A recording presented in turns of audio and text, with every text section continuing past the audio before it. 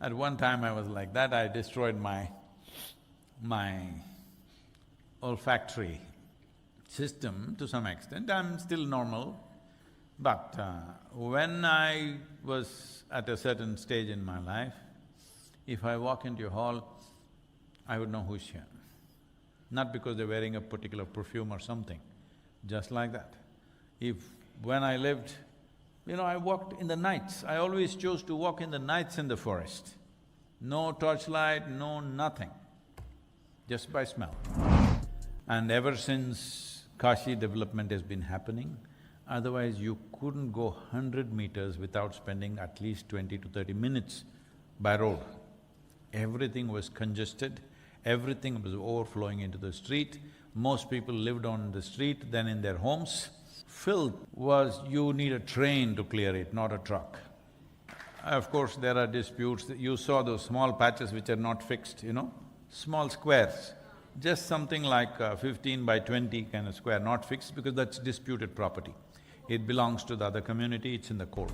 Historical documents where clearly Aurangzeb has given a written order that this temple should be demolished. So whoever his men who came and demolished, they gave a completion report.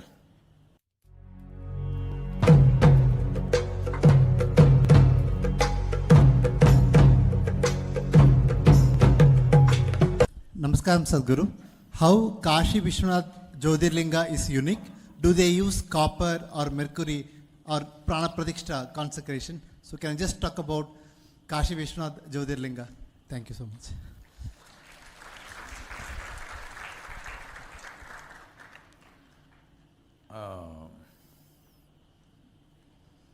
It is… what is the word?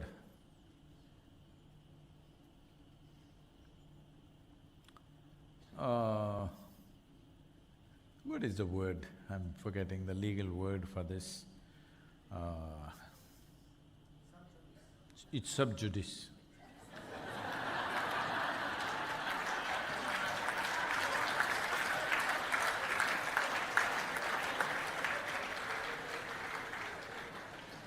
It is sub judice, and that too, today is the hearing in the local court. Maybe it's already done, we don't know the ruling. Today, I think. 22nd, yes, yesterday. But it's sub judice still, so I cannot make a comment on that. And because this is being webcast, I forgot I'm being webcast.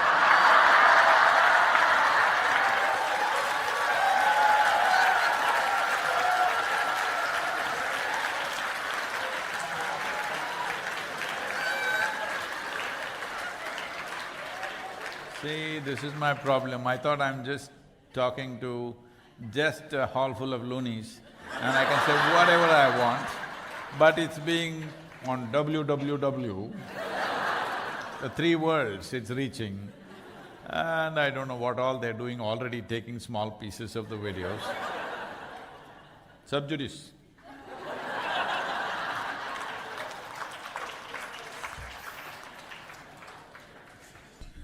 Namaskaram Sadhguru. Hello. No. Okay, you can go first. Gentle lady, she's a gentle lady. I mean, not a gentleman, that's why. All right. Namaskaram Sadhguru. I'm Tapesh from Jaipur. So my question was regarding Kashi, that you mentioned that Kashi is above the ground and a lot of physical destruction happened. So has it impacted the energy body of Kashi?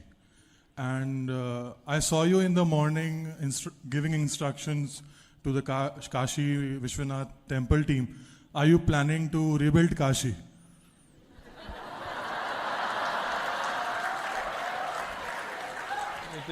It is sub judice.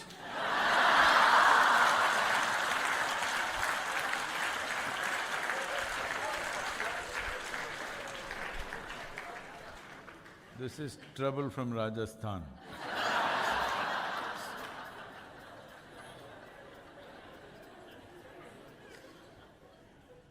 No, we thought there are too many bare walls entering the temple because it was built in a rush for a certain time And after all, government engineers and architects designed it. It is not the ancient temple that it was.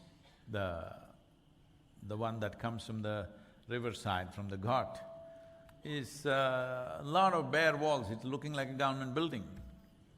So I thought we will do some metal art work on that. We will see.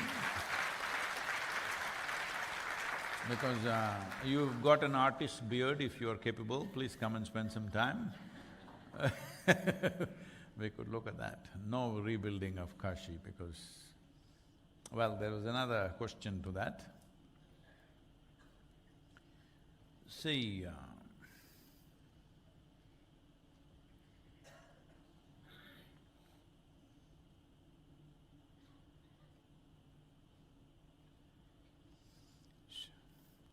I've said this about, I don't know, many of you, too many new faces, you may not know these things, but probably, I'm not sure, right now, how many of you have this Mystics Musings book? Whew. Not bad. Okay.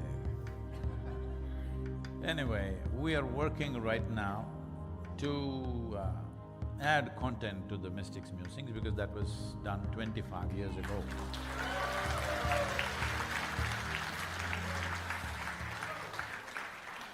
So, normally I can't read what I have written and can't listen to what I have spoken generally. So, for the first time I'm reading because we need to add appropriate material in between, and nearly 100% addition is going to happen most probably. The book will become over 1,000 pages.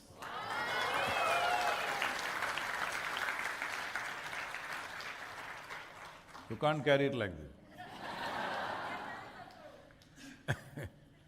So, it may take some time, but probably sometime next year it is possible. So, as a part of this, because for the first time I'm reading the book and I'm finding it quite exciting because… Hello, how did you find it? Because this was 25 years ago, I didn't know what I spoke at that time. So, one aspect was about how the dhyana linga that you see today is actually not needed, we could have removed it. Is it there? Yes. Because it was only used as a scaffolding. See, right now, to put this roof up, they would have used a scaffolding. If you came here when the hotel was being constructed, there would be pipes and pipes and pipes holding this concrete block up. Once it became strong enough, they removed that, now it is there. So if you kept the scaffolding, you couldn't use this hall properly, all of you would be sitting behind all kinds of steel poles. Yes? So that's what a scaffolding means, it is needed only when you're consolidating the structure. Once the consolidation has happened, you can remove the structure. But in the case of the building, we will remove it because it will impede our ability to use the hall, so we will take it away. But in the case of these kind of structures, we don't remove it because people still go by their visual perception. They can't simply sit there and feel it, they still need to see something. There have to be cultural elements, there have to be traditional processes and other things, otherwise they won't be able to. If you come into a temple and there is nothing inside, you will wonder, where is it? Nothing to see, I mean to say. So, we leave the scaffolding so that people can see, because out of these five perceptions that you have, for most normal human beings, when I say normal, I mean to say socially screwed up human beings. Hello? Because they are the majority. Or let me take back the normal word, and you will allow me to take back the word? I'll say majority of the human beings, they're normal or not is up to you. For them, nearly 65% of their perception is visual. Then other things significantly lower. But if you make yourself really sensitive, if you become a yogi, you're practicing yoga, if you become a yogi, the biggest sense perception is touch. If you sit here, this is why always close your eyes, because if you're seeing, it is all distorted images that you're getting. If you close your eyes, you touch things. Life touches you in so many ways. So the more you enhance your energies, the more intense your energies become, you will see the reversal of the ratio of proportions that we have for sense perception. Right now this is 65, now this will start reversing itself. If the sense of touch becomes 65 to 70, then you don't have to look at anything. If you close your eyes, if you just put your hand out like this, you know who is here, who is not here. It's like that. Like if you go into… At one time I was like that, I destroyed my olfactory system to some extent. I'm still normal, but when I was at a certain stage in my life, if I walk into a hall, I would know who's here. Not because they're wearing a particular perfume or something, just like that. When I lived, I walked in the nights. I always chose to walk in the nights in the forest. No torchlight, no nothing, just by smell, like a wild animal. All the animals are mostly feeling their life. See, all the carnivores are… among their sense organs, sense of smell is the strongest. They are endowed with this because without that, they will not be able to trap the herbivorous animals, and that cycle of life needs to go on. So, I was just reading some newspaper comments about these 8 cheetahs were brought from Namibia to India because in 1970s they went extinct. They went extinct because cheetah hunting and cheetah pets were very popular among the princes and the kings of the time always had cheetahs as pets, as hunting pets, that you could train them. I don't know, even in the television and everything, they're saying cats, but cheetah is actually a dog. Am I correct? Just look it up.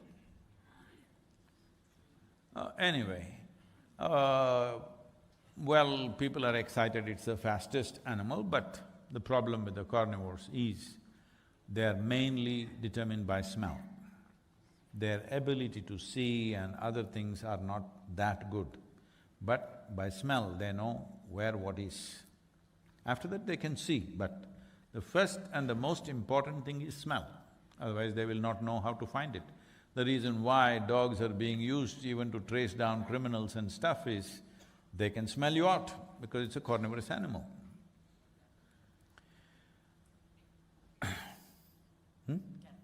Okay. So, this process of reversal of proportions of senses is important, otherwise what you see is all there is there. Seeing is not believing for a yogi, because seeing is very deceptive. See, suppose you sit here,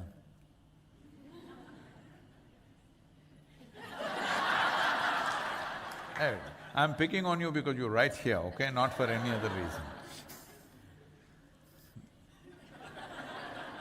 If I'm only seeing you with my eyes, oh, she's so happy.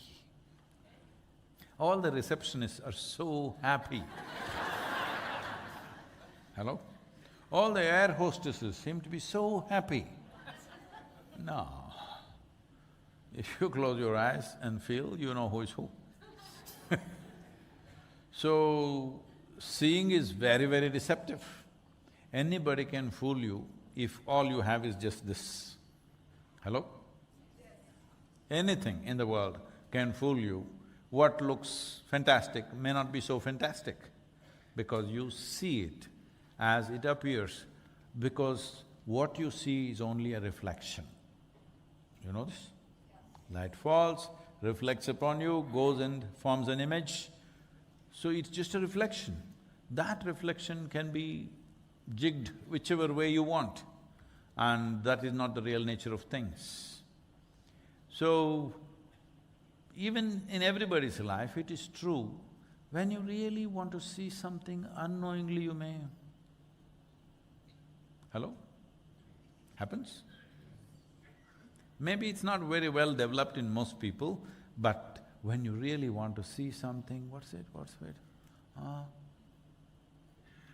Happens, isn't it?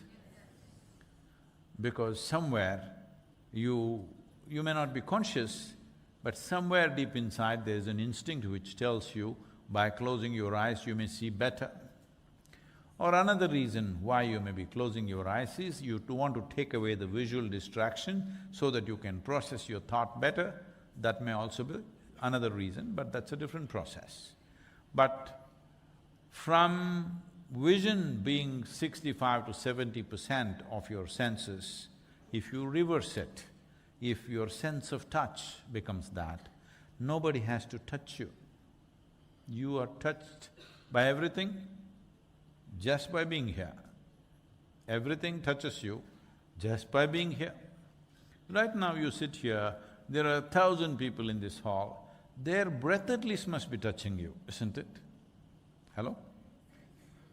But you are not conscious, only if they elbow you, you know. So, this reversal of senses is important for you to understand or perceive certain aspects of life. So that's the reason why the scaffolding is not removed. Anyway, what it's been set up for anyway lives. But if we want to remove the scaffolding, it must be done in a gentle and nice way, not by an invader coming who wants to destroy it. He removes it. That's not the point. We must put back the scaffolding. It's sub judice, so it's not for me. We must put back the scaffolding. The Kashi itself does not depend on scaffolding, but people's emotion, people's connection with that depends on the scaffolding. So,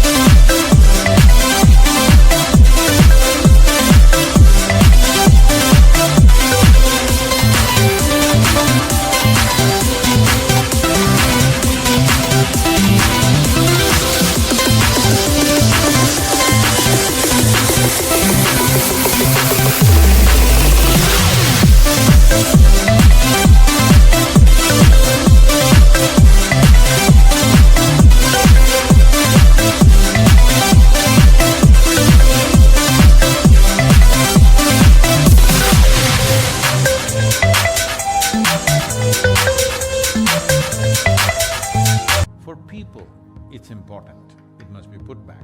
For Kashi, it is not important.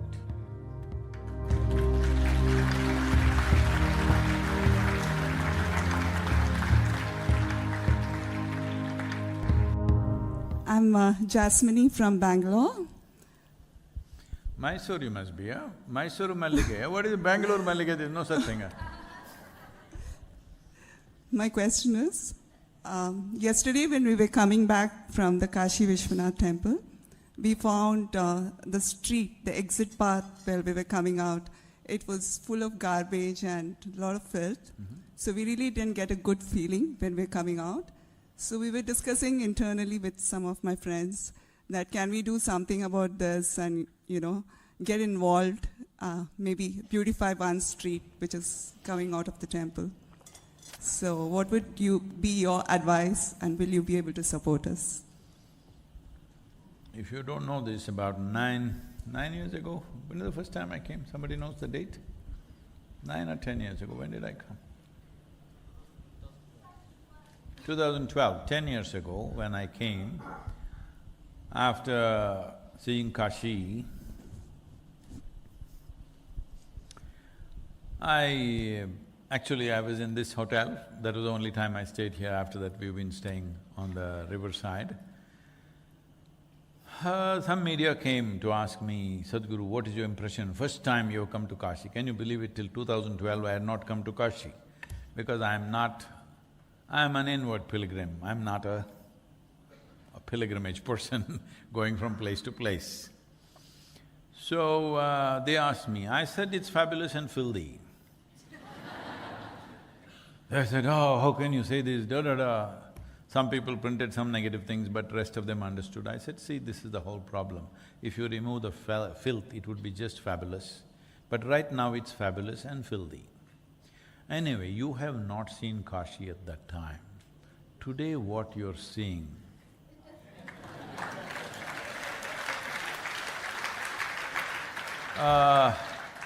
thanks to our Prime Minister, he made this his constituency.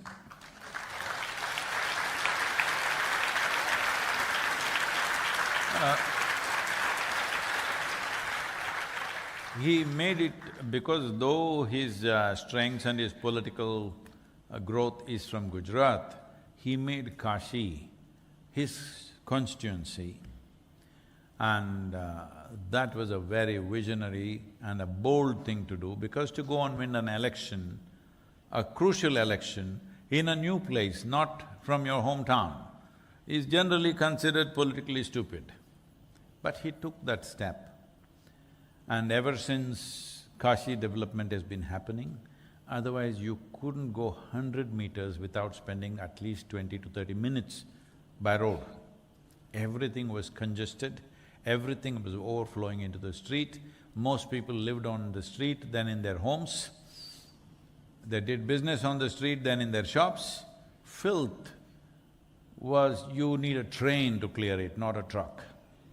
That's how it was. And even the river was full of filth. So in the last 6 plus 2, 8 years, what's happened here, for those who have seen Kashi 10, 12 years ago, it's a revolution in many ways. Well,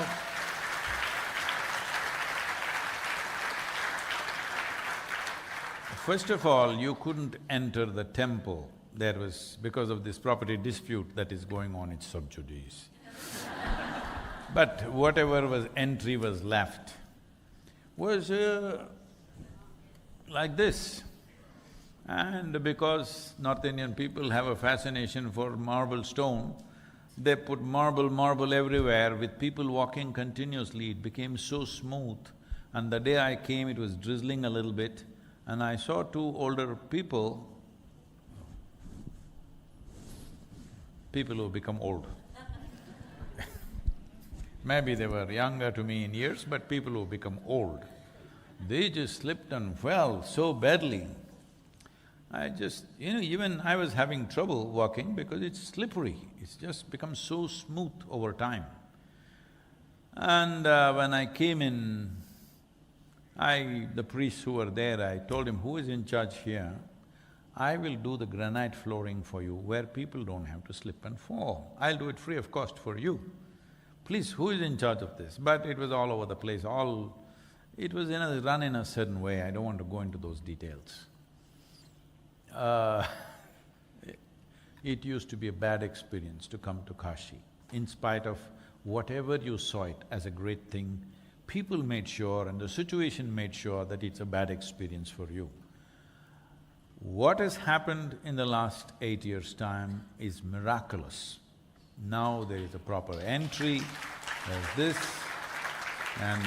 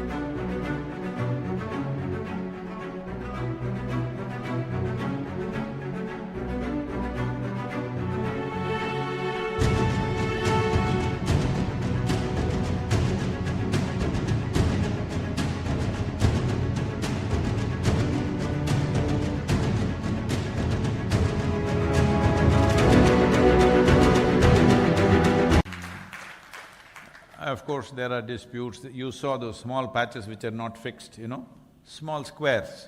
Just something like 15 by 20 kind of square, not fixed because that's disputed property. It belongs to the other community, it's in the court. And we can't sit down and talk to each other and say, okay, you take this piece, I'll take this piece, let's settle it. No, because certain people don't want a resolution, because problem is an investment.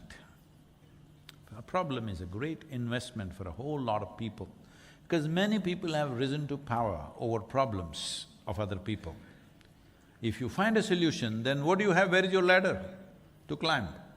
So this is going on, hope some judicial reprieve will come and they will settle these things. I think they're moving in that direction, because everything is there, because this is not like other places where there was a dispute about property. Clearly, there are historical documents where clearly Aurangzeb has given a written order that this temple should be demolished. So whoever his men who came and demolished, they gave a completion report. That temple has been demolished, we are building a mosque using the same material, all these things they have given. So these historical documents clearly preserved and saying this, so there is no really property dispute, it's more settling the communities now to ensure that it doesn't go up in flames, so that everybody is somehow settled one way or the other. It should be done, because otherwise these festering wounds in a country is not good long-term. It will… Now that it's come into people's awareness, you can't just again put them back to sleep as they slept for a few centuries.